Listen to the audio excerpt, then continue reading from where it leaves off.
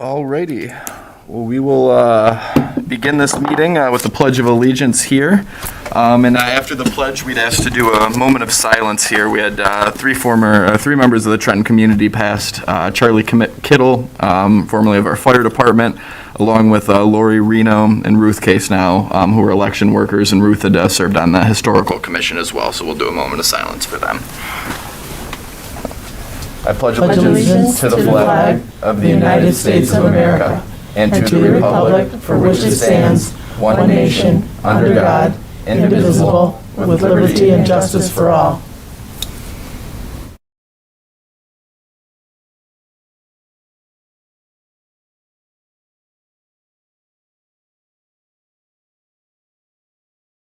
Thank you. Alrighty. We will call this meeting to order at 7:03 p.m. Madam Clerk, would you please call the roll? Von Cricks? Here. Benedetti? Here. Kibawatten? Present. LaFever? Present. Pate? Here. Perucci? Here. Rezeppa? Here.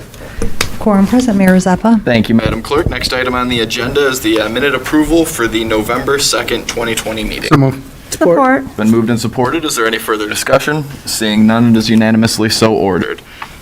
Next up, we have our Plant Moran audit report under presentations and proclamations. So I will turn it over to Mr. Bricky and Mr. Colbo. But first, can we get a motion to receive this in place on file? So moved. Support. Moved and supported. Any further discussion? Seeing none, it is unanimously so ordered. So, Bill, Justin, good to virtually see you guys, and I hope you're doing well. So please feel free to take it away. The floor is yours here. Okay, well, thank you very much. As mentioned, I'm Bill Bricky with Plant Moran, the audit partner on your account, and with me today is Justin Colbo, and we're here to talk about the audit for the year ended June 30, 2020. So hopefully there's really three separate deliverables that we'll be going through briefly. First, we have the financial statements, which hopefully everyone has received. We also have our report to Mayor and Council on the audit process. And then finally, we've prepared a graph presentation, which we will go through tonight, that really just summarizes some of the key financial information included in the statements. Before we start, I want to make sure and thank your controller's office. Karen and Jill and your entire team do a great job helping us get through the audit, and we appreciate all their assistance. This year, even more so, given the pandemic, they really had to go above and beyond to kind of help us do everything remotely. And again, we got through everything pretty efficient, so we appreciate all the help that they provide throughout the process. The first thing I want to point out is included in your financial statements on page 1 and 2 is our main deliverable to you as your auditors, and that's our opinion on your financial statements. And the city did receive an unmodified opinion in the current year. And that basically means the financial statements are in compliance with all the rules and regulations. In addition to that, I'm very happy to report that we did not have any audit findings. If we had any findings, they would be reported in our end of audit letter to you. And as mentioned, we did not have any audit findings this year. The city continues to have strong internal controls, and your team does a great job getting ready for the audit.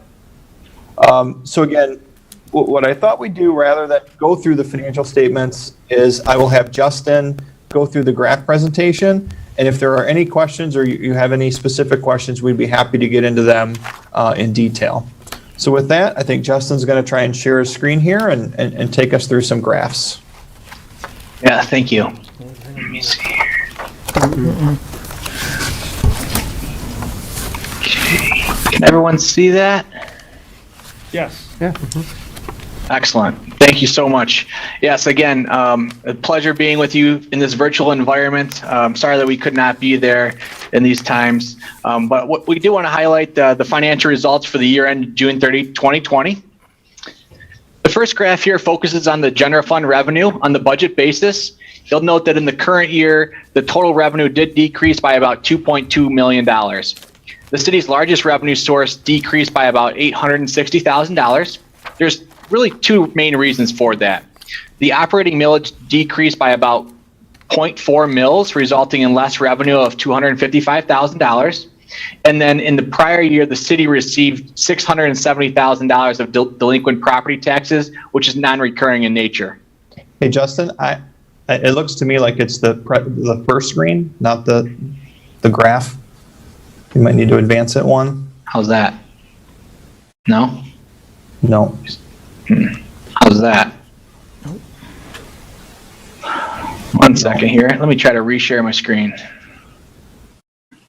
If I can figure that out here. I'm sorry, guys.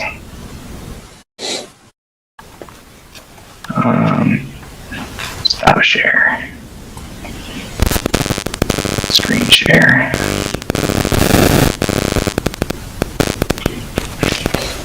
Now can everyone see it? There we go. Yes. Okay, great. Sorry about that. Okay, so in summary, total revenue in 2020 decreased by about $2.2 million. I highlighted the decrease in the property taxes. The next significant revenue source that did decrease was the state sources. The majority of this was decreases related to the local community stabilization authority, which was the authority set up by the state, which relates to the reimbursement of personal property taxes. That decreased in the current year. The remaining revenue sources remained relatively consistent year over year. The total expenditures did increase by about $750,000 from 2019. That was budgeted to increase in the current year. There was really no significant change to the city's cost structure. There were a couple of line items that did increase, specifically related to fringe benefits and other costs, but that wasn't too significant percentage year over year. And then in the public safety line item, you'll note that increased by about approximately $550,000. The majority of that was related to a purchase of a fire truck of $330,000. The city's general fund used about $1.865 million of fund balance in the current year. The city council did budget to use just over $1 million of fund balance. So again, budgeted use of fund balance. The different components of fund balance, I'm just going to highlight those quickly here. The non-spendable fund balance, as you may recall, several years back, the city internally financed some long-term debt, and as a result, that represents non-spendable fund balance. This will be a benefit or a resource to the general fund as the other funds repay that balance. So as you can see from 2017 to 2020, this turquoise line or bar graph has decreased as those payments are made. The restrictions and the commitments, those are pretty insignificant overall, and they have been consistent year over year. The assigned fund balance really represents the city's plan for how they're going to spend the city's unassigned or what the city's plan is for the fund balance use. In the current year, there's a couple of different components I just want to highlight. In 2021, the city council did approve to use fund balance, so that's one of the components. There's money set aside for capital projects and equipment, and then additional money set aside for future contributions for the pension and OPEB legacy costs, which we're going to highlight in the upcoming slides. And then the unassigned fund balance, that's just your resources that are available for the city of Trenton. Most of that money has been assigned for other purposes as previously described. Graph number 4, this is the property tax graph. I want to highlight here that something that is pretty telling about what the story of the property taxes has been for the city of Trenton. The top 2 line items really tell the story. The top line item is the total mills levied by the city for the years 2017 to 2020. As you'll note, the total mills have not changed. And during that time, the total property tax revenues have increased by only 1.6% or $244,000. So throughout the year, you'll note that there are some various fluctuations. But on par, I mean, the total cost to the resident has really only increased about 1.6% in that 4-year stretch. And if we were to go back even further, there'd be a very consistent trend where there has not been increases to tax or the millage rates levied to taxpayers for several years. This graph looks at the history of the employer pension contribution and the post-employment benefits. You'll note that from 2017, 2018, and into 2019, there's a pretty significant uptick in those costs. And then in 2020, it was very modest increase from 2019. You'll note that the most significant increase relates to the MERS pension contribution. In 2018 to 2019, it increased approximately $1 million, and then increased again another $200,000 in 2020. You'll note that in 2020, the total cost for these legacy costs have decreased. And so I want to give credit to management for being proactive in working with MERS to stabilize that pension contribution. You'll note that it goes from $3.6 million in 2020 down to $2,500,000, and that's been locked in for the next 10 years. That really is going to allow the city to have a number that's been relatively volatile in the last 5 years be very stable and will allow for easy to budget and just manage that liability and the associated costs of funding that for the next 10 years. This is a snapshot of the other governmental fund types. If there was something significant here, I would call it out, but on par, they really operated a break even overall. Really no significant changes in how these funds operated. You'll note that in the local streets funds, there was an addition, but that's typical of major and local streets funds. You build up fund balance and then you use them for a variety of different road projects. This next graph is a summary of the long-term debt by the city for from 2015 until 2021. In the current year, the city did incur approximately $330,000 of additional debt for the purchase of that fire truck that I referenced earlier. The net decrease in the long-term debt balance was about $3.2 million, which does consider that $330,000 new debt agreement that was entered into. And then in fiscal year 2021, as it stands today, there hasn't been any new debt incurred, and it's expected that there will be an additional decrease of about $2.5 million. So overall, this graph really tells the story that the city's been operating with their own cash for several years. And if we were to go back even before 2015, that trend would have continued. So we want to commend the city for operating without additional debt load on the city's financials. But obviously that'll be something that the city will need to consider going forward as the uncertainties of a variety of different factors might lead to different funding sources for the city. And then finally, I just want to highlight the city's legacy costs. These are as of June 30, 2020. There's really two components to each of these different legacy costs. There's the assets that are set aside in trust that can only be spent for either the pension or the related retiree health care. And then there's liabilities, which are actuarially calculated. Both numbers are volatile for a couple of different reasons. The liabilities, they can be volatile due to changes in experience and assumption changes, which are updated on an annual basis or at least revised on an annual basis. And then the assets, those are obviously volatile based on the market trends. So for MERS, that was valued as of December 31st. If they were to value that as of 3/31 or March 31st, that asset number would be significantly different. As everyone can recall, the market significantly had a negative decline during the pandemic, and as a result, those numbers would be quite a bit different. So this funding percentage is really volatile year over year. Overall, both MERS and the police and fire pension system are what the state would refer to as adequately funded, as they're both over 60% funded. And the retiree healthcare is at 20% funding, which is below the 40% funding percentage target for Public Act 202, and the city has an approved corrective action plan to address that liability over the next several years. Those are the only prepared comments that I had, but I'd be happy to address any questions that you might have. Sure. So the first one I will ask you guys before we turn it out here is the same one I ask every time is how do we stack up compared to other communities, whether it be downriver or in southeast Michigan that might be somewhat comparable? So Mayor, I would say, the city's done very well as far as being proactive and making sure that you have fund balance set aside to help you react to unforeseen circumstances. For example, DTE and some of the changes that are happening there.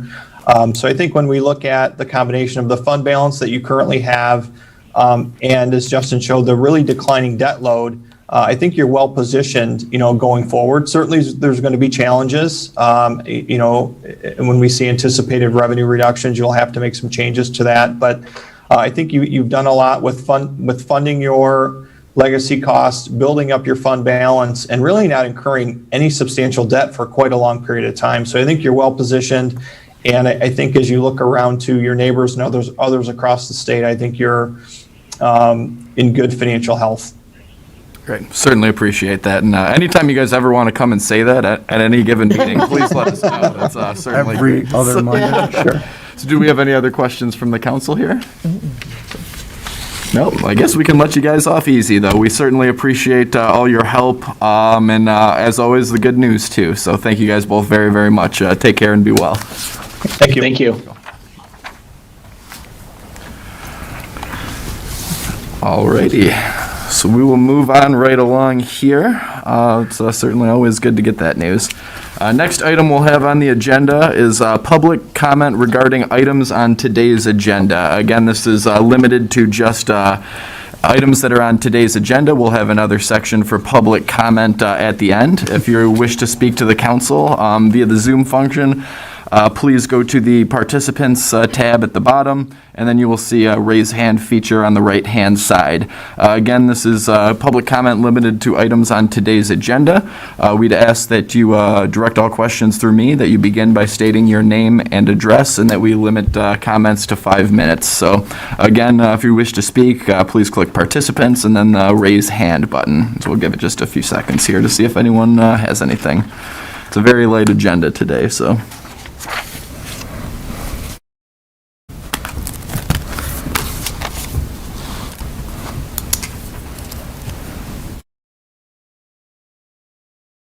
All right. Do not see any, so we will move right on along here. Next item on the agenda is some reappointments to various commissions that I'm seeking your approval on. That is for Veronica Carrier to the Civic Commission, Chuck Earl to the Planning Commission, Mario Ferrante to the Planning Commission, and Dave Patz to the DDA, all with terms expiring 11/1/2023. That's a move. Support. So moved and supported. Is there any further discussion? Madam Clerk, would you please call the roll? Benedetti? Yes. Capawadden? Yes. LaFever? Yes. Pate? Yes. Perugi? Yes. Rezeppa? Abstain. Von Crooks? Yes. Motion carries, Mayor Rezeppa. Thank you, Madam Clerk. So we actually have nothing else from department heads or anything right now this evening, so we will move right on along to disbursements and statements and then reports, and I will turn it over to Mayor Pro Tem Benedetti. Make a motion to authorize disbursements for November 16, 2020, amount of $495,374.61. Support. Moved and supported. Is there any further discussion? Seeing none, it's unanimously so ordered. Also make a motion to authorize the ACH transactions dated October 2020, $288,656.46. Support. Moved and supported. Any further discussion? Seeing none, it is unanimously so ordered. To remove and place on file the financial summaries dated October 31st, 2020, and the schedule of investments in cash on hand dated October 31st, 2020. Support. Moved and supported. Any further discussion? Seeing none, it is unanimously so ordered. Then I'd like to make a motion to have a closed study session immediately following this meeting for litigation. Support. Moved and supported. Is there any further discussion? Seeing none, Madam Clerk, would you please call the roll? Capawadden? Yes. LaFever? Yes. Pate? Yes. Perugi? Yes. Rezeppa? Yes. Von Crooks? Yes. Benedetti? Yes. Motion carries, Mayor Rezeppa. Thank you, Madam Clerk. Lastly, make a motion to hold a closed study session for Monday, November 23rd at 7 p.m. for litigation also. Support. Moved and supported. Is there any further discussion? Seeing none, Madam Clerk, would you please call the roll? LaFever? Yes. Pate? Yes. Perugi? Yes. Rezeppa? Yes. Von Crooks? Yes. Benedetti? Yes. Capawadden? Yes. Motion carries, Mayor Rezeppa. Thank you, Madam Clerk. Alrighty, so now into other council business. I wanted to start here by, I guess, addressing the obvious changes that we'll have with the continued fight against the pandemic. I don't have today's numbers to report, unfortunately, but we do have, as of yesterday's report, had 474 Yeah, that's very distracting. 474 positive cases amongst Trenton residents, along with 11 fatalities. That number has been increasing quite a bit lately. We had a one day, I think it was last week, where we had 27 new cases. And it, so, obviously with new orders coming in terms of operational changes right now, the only thing that we will see at this point is that the ice rink will be closed for the 3-week period, at least, and we'll see how it goes from there. But I would just really encourage everyone watching that unless you absolutely have to come into City Hall, that please try and do the business over the phone or utilize the drop box outside. We're working to expand our remote capabilities to be able to do more things for our employees remotely, but anything you could frankly do to help limit those in-person interactions really do go a long way. We obviously understand that not everything can be done that way, but we're just rolling with the punches just like everyone else, and it's up to all of us to do our part here to try and hopefully get through this as quickly as possible. Outside of that, I do want to wish everyone that has served in our community and elsewhere a happy belated Veterans Day. Certainly don't want to go without making mention of that, having not had a meeting last week either. And then I did want to give a big thank you after everything to Debbie Devitt, our clerk, and all of the election workers who did such a fantastic job. And it was definitely no small task being a presidential election with crazy high turnout, but a lot of committed folks that really, really put in a very, very long day and deserve the recognition. And so thank you for doing your part to help us get through that too. Of course, yeah, very, very, least I could do. And that is actually all I have for right now. So we'll turn it over to the rest of council, and today we begin with Councilwoman Vaughn Crooks. Oh, yes, thank you, Mayor. I have nothing tonight. Thank you. All right. Councilman Benedetti? Yeah, I want to reiterate Mayor's comments to the clerk's office. Great job. I didn't hear any residents complaining about anything, and thank all your staff, because I'm sure it's very difficult and hard for them getting that stuff done, and it didn't take a week to get the results here, so we should be happy with that. So thank you with that. Also, and I don't know if Mr. Hogan's anywhere on here tonight. I can see some of them. Just wondering if he can update where we're at with leaf pickup and thing. Are we on schedule, behind schedule? What we're doing with that? So I don't see Bill nor Kevin actually on Okay. here. Scott, do you have any No, that's additional fine. I insight mean, I by know it was a chance? light agenda, so we probably told them they didn't have to, so no big deal.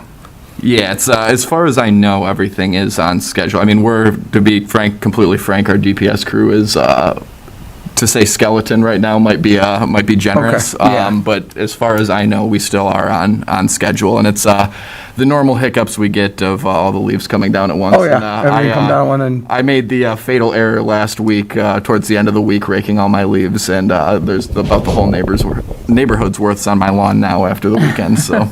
Oh, yeah. I said they can't hear the council. Oh, I'm done. Oh, we got this That way. They Yeah. can't hear the council on TV. They're putting up signs. Up. Yeah. Oh, it's all backwards. Sue, if you watch the stream on YouTube, it should be easier for you to hear the rest of council. Bill's next. So, yep, Councilman LaFever. Did you? Yeah, I'm done. I'm done. Okay, cool. Thank you. The violation of the Open Meetings Act if I can't hear the council speaking. Are they live in chambers? We can't hear their audio. Sue, we on the front page of the thing, there's a link to the YouTube station that you can hear all of the audio. We have, I guess, over the last few months, have gone through this at every meeting, and the Zoom we are now, frankly, just using for the public comment portion or anyone that wishes to speak directly to. But no, it is being streamed on TV. It is not a violation of the Open Meetings Act. Thank you, though. Well, where Councilman is that? LaFever. Where is that link that would allow me to hear it live? Told her. Councilman LaFever. Okay, I really don't have anything. I just want to congratulate Debbie and her crew. They set a record for eating Jets pizza on Election Day. Did a great job, but she did a phenomenal job like she always does. Thank you, Debbie, to you and your staff. Thank you, Debbie, I want to say the same. Great work. A friend of mine wanted me to make sure that I thank you and your office for the great work. He noticed how hard your folks were working, so good job. Thank you. I want to also thank Debbie and the DPW Debbie for the great work on the election, and also the DPW for the massive leaf cleanup, especially on my street. It was like Christmas when the trucks came by. Everyone came out and started raking really fast and hard, and everybody was jovial and excited. So thank you for that. They also planted 3 trees on our block as well. So they did just an outstanding job on that. Very professional, clean, looks really nice, and hope they thrive and help our street and get back to the tree canopy it used to have. I've been really busy this last couple of weeks. One of the things I'd like to mention is that there was Trailtown has done quite a bit of work to increase economic development in the downtown, and we had a call with the TBA and the DDA to discuss economic development. And I just have to say that there was a new shop downtown that when I went for a walk when it was nice last weekend and the shop had opened, there were so many cars and people downtown. It was so exciting to see. And there's a lot of great things that are happening in our downtown. I wanted to thank the McNally family, the Mans family, Jim Wagner, Ashley Young. And I just wanted to say that even the local businesses in the area are noticing an increase in business just because this one shop happened to open up downtown. So it is possible to have a lot of vitality down there, and I'm really excited to see that. On a similar note, I also created a link, an URL that you can click. It's on my Facebook page for Shop Local. This would be for all Trenton businesses. And if you want to add your business, you can email me to do that. It gives the location, it gives the phone number, it gives the hours, it tells you a little description about what's available at these shops. I did a similar one for restaurants. And with the new orders, I will try to update that. So I'll put that back up also on my Facebook page. It's a Shop Restaurant Local page, but all those dates, or all the types of services will have to be updated. So I'll get the shortened version of that for everybody, and then hopefully update it as the week goes by. We were also working with Jim Wagner and Joanne Gagne. Some really exciting news that one of the residents that I met with over the summer presented us with a possibility for a practicum at MSU, where she is a grad student, and our application was approved, and hopefully Joanne can say a little bit more about that, but it has to do with connecting the downtown to the uptown, and that's really, really exciting. Let's see. Also, Mayor and I have been talking quite a bit about rebooting a cultural commission, and you'll notice at the end of our agenda that Patrick Taylor has written us a letter encouraging us to get this going. Mayor has asked me to put together a mission statement and some framework for that and how it would work. And we have several people who are interested in and may have even applied to get that started, which is really exciting because I think it can champion our diverse population and also our diverse neighborhoods here in Trenton. And I've also been working quite a bit on the Trailtown art projects and mural projects. So I've found an artist in New York that is really exciting, and she actually returned my email and we started talking, and I know that that's one of our goals for Trailtown as well, is to get some murals down there, and then we want to try to replicate the DIA project that was downtown. So I believe that commission can help us do that. And I was also on a Zoom call to learn a little bit more about Change for Trenton, which is made up of a group of young professional women who were recently honored by the Trenton Rotary as part of their peace chain. And so that's really exciting for them, and I got to learn a little bit more about who they were and what they're trying to do. They're mostly starting out in the schools and helping young kids and young adults,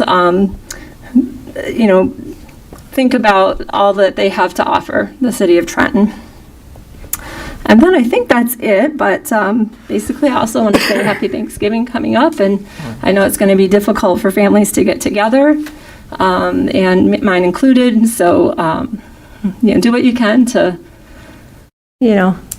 say hello from a distance to your families, maybe have a Zoom Thanksgiving dinner, and but still, call each other and, and that sort of thing. So thank you for your time. Thank you very much, Councilwoman. Good time. And just to keep everyone up to date, I did get, Scott held up the piece of paper that we did get confirmation that leaf pickup is on schedule, so far, so good. All right, Councilman Cabowatten. Oh, thank you, Mr. They're all Mayor. my front yard, trust me. Pretty short tonight. I do want to thank, as we know with the governor's latest orders or requests the other day, I do want to thank our educators in town for, again, pivoting during this critical time and helping to guide our students of the community to a to a new era of education. So thank you to all those folks in the education field, because it's not easy to just drop everything you're doing on a Sunday night and pivot and change direction again. And that likewise goes for our recreation department. I received something on Facebook the other day, or this morning, I'm sorry, that said they're going to be obviously complying with the governor's orders, and a lot of change going on in the recreation department. So thank you to the rec department for all your efforts and all the ups and downs you've gone through this season. I'm sure there's probably one or more to come here as we continue. And other than that, I want to wish everybody a happy Thanksgiving. If I don't see you, whether it's virtually or in person, happy Thanksgiving to all of you, and we'll see you in December. Thank you. All right. Oh, actually, Councilwoman Bunt Crooks. Thanks for coming back to me. There was one thing I did forget to mention. Last Friday night, the Trenton Education Foundation had a wonderful signature event. It's the first time we ever had to do it virtual. It was our 10th anniversary. I would like to say a big shout out to Kelly, Howie, and Linda Kell for co-chairing this, and also Tom Dickman, who's chairman of our board. It was a wonderful event. It was done virtually. It lasted about an hour. Highlighted a lot of the kids, the scholarships, the grants, the businesses in town. It was really, really awesome. I couldn't believe it. And we raised over $60,000. Which is probably more money than we've raised when we had a virtual event somewhere else that was in person. So it was just amazing to see this community come together and all the sponsors. It was overwhelming. So I'd just really like to say a big shout out. And the three people that were on the Wall of Fame totally deserved it. Kyle Stack, our former mayor, she was honored, and she's on the Wall of Fame now, and we sure do miss her. And also Richard K. Bryant, who was an educator at Trenton, who was, his life was taken many, many years ago. Did a lot for the kids there. That if you went to Trenton High in his era, which I did, he was so significant in homecoming and the yearbook and everything he did. So, and then the third one was Nathaniel Davis, who's a lieutenant colonel in the service, and he's just done some amazing stuff in the military, and he was a former Trenton kid too. So just a great event, and I just didn't want to go without saying something about it tonight. Absolutely. Thank you very much, Well, Councilwoman. thank you. That's awesome. All righty. Thank you very much. So next up, we'll go to our other elected officials. And Madam Clerk, we'll start with you. Okay. First, I'd like to thank all of you for all your kind words with myself and my staff for running the election. We had a great turnout for this election. I'm so glad it's over with. If it's over with, I'm not sure if it's quite over with yet. We're still waiting to hear if we're going to have a recount. They're still doing the canvass right now, and that should be completed on Monday, but hoping it's over. It's been a long one. I just want to kind of give you an update, and there's not too many people on here, but for the ones that maybe you can even just spread the word with all of this. But we had a 77% turnout on Election Day. Just over 12,000 people voted out of our 15,000 registered voters. We processed over 7,800 absentee ballots, and over 4,200 people voted at the polls. Over 200 people that requested absentee ballots did not vote their absentee ballots. They went to the polls on Election Day and decided not to vote that ballot and requested a new ballot at the polls, which is fine. It just created a little bit more work for our staff and for our election workers on Election Day. But they handled it so well. They handled every situation that came about very well. We just have wonderful election workers. I want to assure all the voters that your ballot counted. If you voted at the polls, we heard a lot of talk about Sharpie markers. So I just want everybody to know we received so many phone calls after the election. I refused to watch the news because I was just exhausted from it. But apparently there was a lot of talk about Sharpie markers. I want to ensure everybody. So if you hear anything, if someone says to you that they're afraid their vote did not count because they used a Sharpie marker, please assure them your vote counted. So the Sharpie markers bled through the paper, but it only bleeds through where it's marked. On the other side of the ballot, it does not touch a target area. And on ballots, the machines only read the ovals. So if you circle someone's name, your ballot would not count. That vote would not count. But if you color in the oval, that's what counts your vote. So the ovals are not lined up to touch each other. So if there's an oval on the front side, on the back side of the ballot, that oval does not touch another oval. So anybody that thinks that if they used a Sharpie marker and their ballot did not count is wrong. Your ballot counted. So I just want everybody to feel very confident that their ballot counted. We've also received phone calls from people saying, can you tell me how I voted and if my ballot counted? Your ballot is secret. We have no way of tracing. Once a stub is removed from that ballot and it's put through the tabulator, there's no tracing that. There's no way for us to tell you how you voted. That's the whole point of the secrecy of voting. So if you voted at the polls and you fed your ballot through the tabulator and accepted it, it accepted your vote. It would tell you if it was a blank ballot. It would tell you if you overvoted it. The machines are very sophisticated where they tell you if there's something wrong. So I just want everybody to be reassured that if you voted in person or if you voted absentee, your vote counted. That's really important for me to say. I would also like to thank my team, Eric and Kathy, Sue and Judy, and all of my awesome election workers for a great job during this whole election season and through the pandemic. Special thanks to, and I'm sorry, I have to list these people because some of my election workers just went above and beyond, and they're just amazing. So I want to give a special thanks to Sue Wade, Carl Brogley, Mark Enright, Jackie Pengborn, Barb Galloway, Barb Gallafaro, Patsy Williams, Jackie Sheridan, Paul Haley, Linda Bradley, Joy Pasquini, Jenny Jazuski, Marianne Robinson, Tim Barnard, and Pam Torrance. They are always willing to help out in a minute's notice. So thank you very much. We have the best team of election workers. We're just very, very fortunate. We have an awesome group.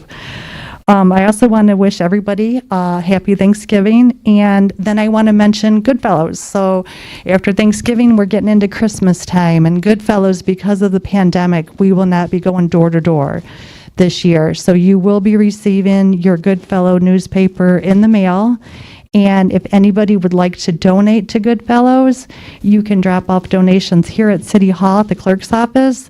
You can use the drop box out front in the circular drive to City Hall, or you can mail in donations to Goodfellows at P.O. Box 370, Trenton, Michigan.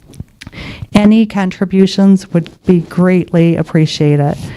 And that is it. Oh, lastly, I would like to mention our next council meeting is Monday, December 7th at 7 p.m. Thank you very much, Madam Clerk. All right, I don't see anyone from the assessor's office on. So we will go over to our treasurer, Mr. McCullough.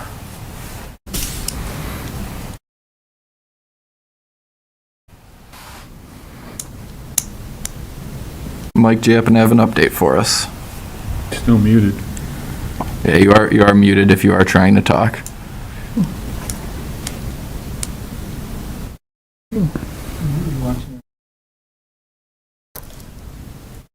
He didn't mention that he had an update. No, yeah, maybe doesn't have an ill-timed bathroom break.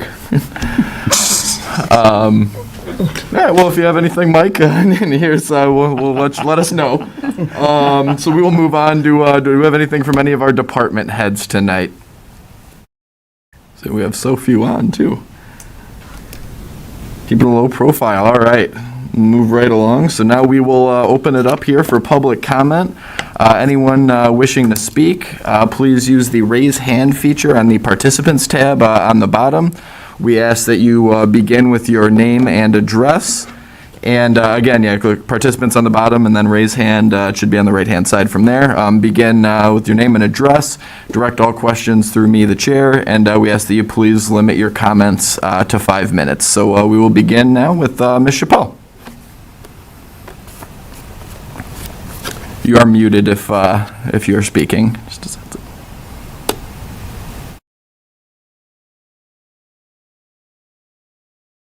Can you hear me? Yes.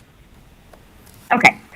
I think I had to click on unmute as well on my side, so I don't know, maybe Mike has to do the same. Anyway, this is Amy Chappelle. It's 2207 Ashby. I wanted to ask a question. I don't know if this is the time to do it, but I wanted to ask about curbside recycling. Again, sorry if this is not the time or the place to do it. Let me know. But I just, it's something that's been on my mind for a long time, and it's, something I'd like to be a part of or kind of raise awareness about. But, I have bigger fish to fry right now, as we all know. But, it just is getting very difficult to recycle. I'm an avid recycler, and I probably have more recycling than I do garbage each week. And I typically go every Friday and take my recycling. And then it got to the point where then you couldn't have plastic bags. And so, I always had my, 2 garbage cans in my, in my slide out cabinet in the kitchen. So I've got my garbage, and then I have another can with a bag in it for recycling. And then I would just take that bag and throw it in with the recycling. But some time ago, we had to stop using plastic bags as well because they would get stuck in the machines. So, it's a lot of work to go there, and you undo your own garbage bags, and you're dumping out the recycling. And it's a lot of work for someone, even like me, who's very passionate about recycling. And I can see for people who are like on the fringe or like barely wanting to do it, that they've probably given up. And, I did live in Troy for a couple of years, about 16 years ago. And when I did, we had curbside recycling back then, and it's been 16, 18 years. And so I'm just kind of wondering, I will never quit recycling, but I worry that we're limiting the number of people who will actually participate because we don't have a program. And I understand that I'm sure it has to do with funding. And again, I have bigger fish to fry. This is not my top priority, but I did have somebody asking me about it. And I said, you know what, I will ask. Again, if this is not the right place or time, let me know. Also, I did wanted to say that, for Sue, I don't know her, but I saw her sign, and I've been there, and I've wanted to hold up a sign like that before where you can't hear. And I understand you guys are doing the best that you can. But one thing I did want to say is maybe at the beginning of the meetings, you can give an overview and say that it's on the City of Trenton homepage is where you can view via the YouTube stream, and then go into the agenda if you want to join the Zoom. The only thing is, and I do this every week, and I know I've said it, I join both of them, and I have to mute one and kind of go from back and forth when other people are speaking. And one thing is, it is very off in timing, which I understand, and I'm sure there's not much you can do about it. But what makes me nervous about it is when it comes time for me to raise my hand, that if I'm listening to the YouTube version so that I can hear everybody, I'm going to be completely, by the time, you're looking to see if anyone's raised their hands, it's like minutes behind. So you would have completely missed that. So just something to think about for the future. I don't know the best way to handle it. I've kind of figured out my own way, but it is difficult. So just wanted to give those comments as well. And, thanks again to everyone on the council, all the council members for your time and all you do. And again, I just have to say, please vote no. If you have the vote, if the vote comes up, about McCall Steel property, please vote no. It is not a done deal. Anyone that says it's a done deal, that it's got to be illegal, because it's not a done deal until it's voted on. So if anybody thinks it's a done deal, or if anyone on the council thinks it's a done deal, then something's been done illegally. So I just have to put that out there, and thanks again for everybody's time. Sure. Thank you very much, Ms. Chappelle. I'll try and be pretty quick in my, but I guess as a whole, in summary, yeah, this is totally an appropriate time to ask that.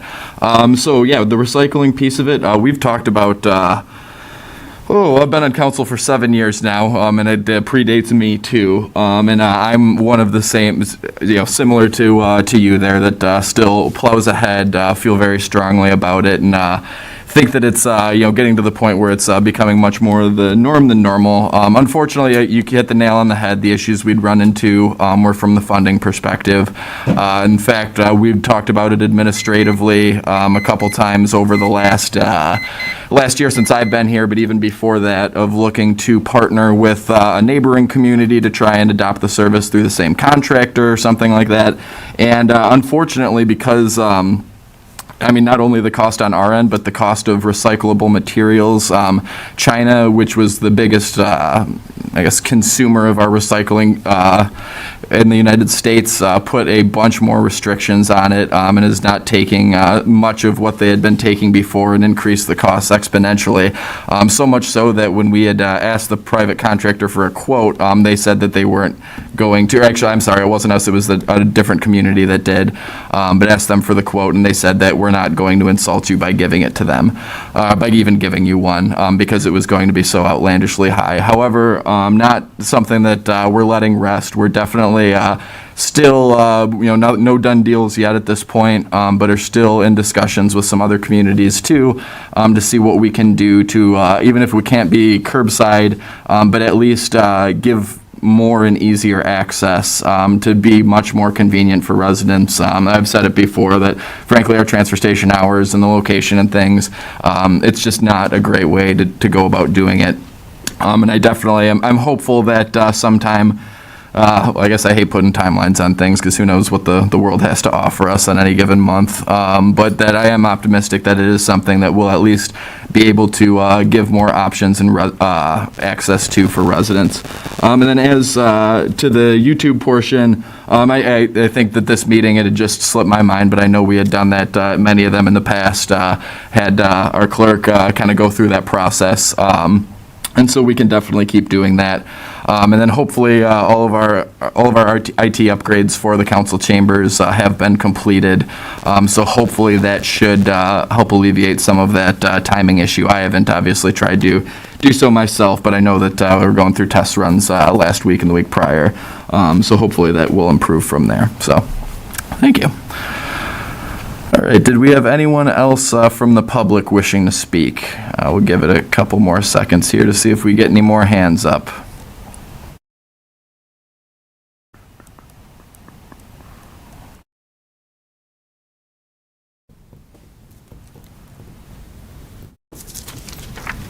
All right, seeing none, I'll entertain a motion to adjourn. So moved. Support. Moved and supported. Any further discussion? Seeing none, it is unanimously so ordered. Adjournment at 7:51 p.m. So thank you all very much. Have a happy Thanksgiving, and we'll see you in a couple